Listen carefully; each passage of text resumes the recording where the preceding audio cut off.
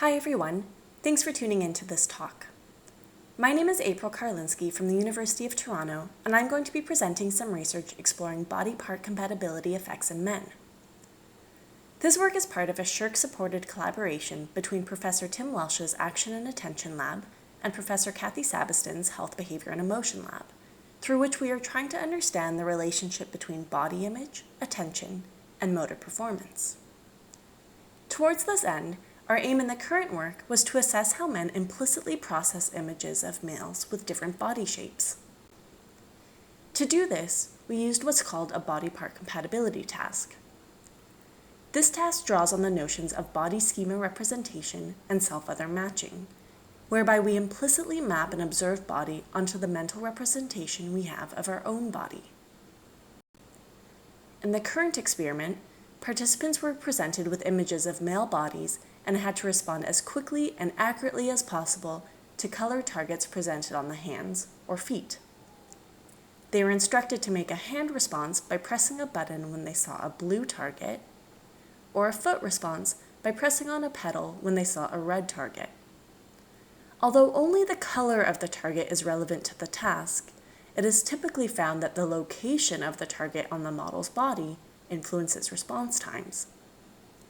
Specifically, response times are shorter when the target appears on a body part that is compatible with the responding limb, such as a blue target appearing on the hand, compared to when the target appears on a body part that is incompatible with the responding limb, such as a blue target appearing on the foot.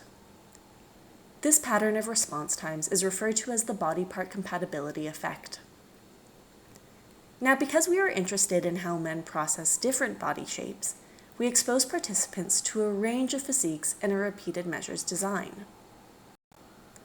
Model 1 depicted the thinnest and most muscular physique, with models 2, 3, and 4 each increasing in body size. We collected a sample of 45 young men who were exposed to all 4 of the models in random order during the body part compatibility task.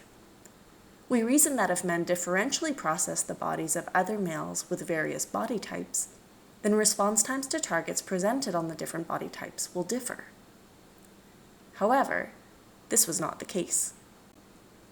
To illustrate, what you're about to see are the responses made by the hand on the left side of the screen and by the foot on the right side of the screen.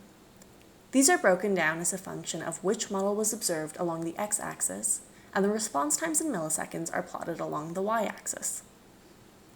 As anticipated, we found that response times were shorter across the board for responses made by the hand compared to the foot.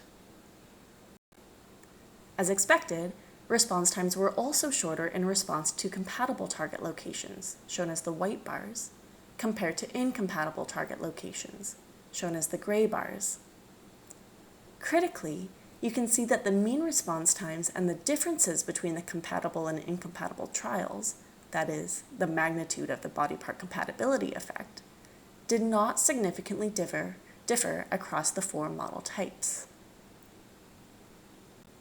These results suggest that men cognitively process the different body types and map them onto their own body schema in a similar way. In the future, we plan to examine individual differences in social comparative emotions that may influence the cognitive processing of human bodies. For example, we'd like to look at body-related social comparisons in this male sample, because in our previous study, we found that women with a lower tendency to make body-related comparisons did not process the model bodies differently, whereas women with a higher tendency to make body-related comparisons did process the models differently. It could be that the same modulations occur in males as well. With that, I'd like to thank you very much for your attention, and if you have any questions about this research, please feel free to email me at april.karlinsky@utoronto.ca.